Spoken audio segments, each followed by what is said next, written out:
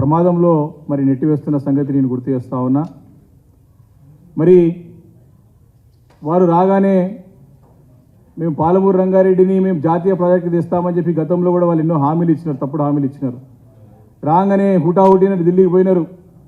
అక్కడ కేంద్రంలో చెప్పినటువంటి పెద్దలు కేంద్ర మంత్రులు చెప్పగానే ఇది సాధ్యపడది, మీరే చేసుకోవాలనగానే తోక ముడుచుకొని వచ్చేసి హైదరాబాద్కు వచ్చేసి ఇది సాధ్యం కాదని చెప్పినారు. అదేవిధంగా మరి గత నెల రోజుల నుంచి చూస్తూ ఉన్నాం కృష్ణా రివర్ మేనేజ్మెంట్ బోర్డు గురించి. మరి ముందు నుంచి కూడా మరి ఈ ప్రమాదం పొంచి ఉన్నదని చెప్పేసి మరి బీఆర్ఎస్ పార్టీ నాయకులందరూ హెచ్చరిస్తూ ఉంటే అది ఏమీ లేదు, ఎట్టి పరిస్థితుల్లో మేము ఒక నాగార్జున సాగర్ కానివ్వండి, అదేవిధంగా శ్రీశైలం సాగర్ సంబంధించిన ప్రాజెక్టులని ఎట్టి పరిస్థితుల్లో మేము కృష్ణా రివర్ మేనేజ్మెంట్కి అప్పగించామని చెప్పేసి మరి ప్రగల్భాలు పలికినట్టు మంత్రులు.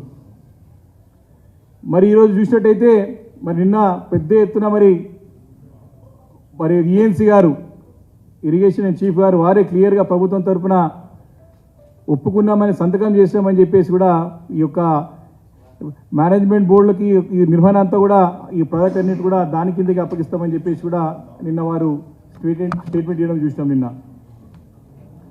అయితే ఈ కాంగ్రెస్ క్యాబినెట్లో వాస్తవానికి చూసినట్టయితే ఆంధ్రప్రదేశ్ కర్ణాటక ఏజెంట్లుగానే ఉన్నారు తప్ప వారు నిజంగా తెలంగాణ ప్రజల యొక్క మనోభావాలు, తెలంగాణ ఒక ప్రయోజనాల కోసం కొట్టాడే నాయకులు కూడా తక్కువ కనపడుతూ ఉన్నారు.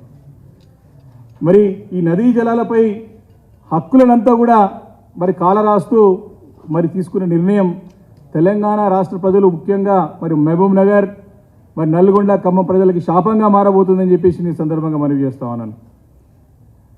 మరి దీన్ని రాష్ట్ర ప్రయోజనాలు శాశ్వతంగా మరి ఈ యొక్క రాష్ట్రాలకి తాకట్టు పెట్టడమే అని స్పష్టంగా అర్థమవుతా ఉన్నది. మరి దీని గురించి గత నెల జనవరి 17 రోజే మరి దీనిపైన మినిట్స్లో కేంద్రంలో జరిగినటువంటి మరి యొక్క బోర్డు మేనేజ్మెంట్ బోర్డు జరిగినటువంటి మీటింగ్లో మరి మినిట్స్లో ఒప్పుకున్నారని చెప్పి ఆ రోజు స్పష్టంగా మా నాయకులు అడిగితే అలాంటిది ఏమి లేదు, మీరు అనవసరంగా దుష్ప్రచారం చేస్తున్నారు, మా పైన ఆరోపణలు చేస్తున్నారు, అది పచ్చి అబద్ధం అని చెప్పి మరి ఇరిగేషన్ శాఖ మంత్రి ఉన్నటువంటి ఉత్తమ్ కుమార్ రెడ్డి గారు ఆరోపణ చేయకుండా కాకుండా ఈ యొక్క 2 ప్రాజెక్టులని అప్పగింతకు అంటే కేఆర్ఎం కృష్ణా రివర్ మేనేజ్మెంట్ బోర్డుకి అప్పగించడానికి ఒప్పుకునేది లేదని చెప్పి డైరెక్ట్ వారు పేపర్ స్టేట్మెంటే మరి ఇవ్వడం జరిగింది. వాళ్ళే క్లియర్గా మాట్లాడి దాంట్లో స్పష్టంగా వారు దీన్ని ప్రెస్ కూడా మరి రిలీజ్ చేయడం జరిగింది. మరి ఈరోజు ఎక్కడ పోయినారు మేము అడుగుతా ఉన్నాం. మరి ఒక ఇరిగేషన్ మినిస్టర్ గారు ఎక్కడ నిద్రపోతా ఉన్నారు, ముఖ్యమంత్రి గారు దీనిపైన ఏం సమాధానం చెప్తారు? వారి యొక్క రివ్యూ మీటింగ్లో కూడా ఇలాంటిది చేసే ప్రసక్తే లేదు, అవసరం అనుకుంటే అందరం కూడా కలిసిపోయి కేంద్రంతో పోరాడతామని చెప్పేసి ఒక మాట కూడా మన పేపర్లో చూసిన సంగతిని గుర్తు చేస్తూ ఉన్నాను.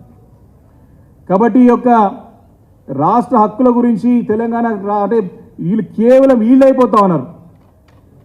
మనకు అన్కండిషనల్గా వాళ్ళు కేవలం ఆ ఒక హక్కులని వారికి అప్పయ్యే ముందు ఇలాంటి యొక్క షరతులు లేకుండా గతంలో విధించినటువంటి ఏవైతే చాలా మటుకి మనం కండిషన్స్ పెట్టాం, అప్పుడు ఖచ్చితంగా కండిషన్స్ ఫుల్ఫిల్ చేయమని రిక్వెస్ట్ ఫైట్ చేసినాం.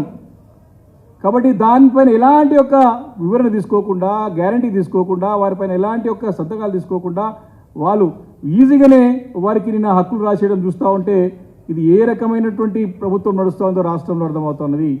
ఈరోజు మా పార్లమెంట్ సభ్యులు కూడా ఢిల్లీలోనే వెళ్ళి సాక్షాత్ మంత్రి గారు కలిసినారు. దీనిపైన తప్పు అని చెప్పేసి ఈరోజు ఫైట్ చేస్తూ ఉన్నారు. ఎక్కడ పోయినారు కాంగ్రెస్ పార్టీ నాయకులు, బీజేపీ పార్టీ నాయకులు అడుగుతా ఉన్నాను.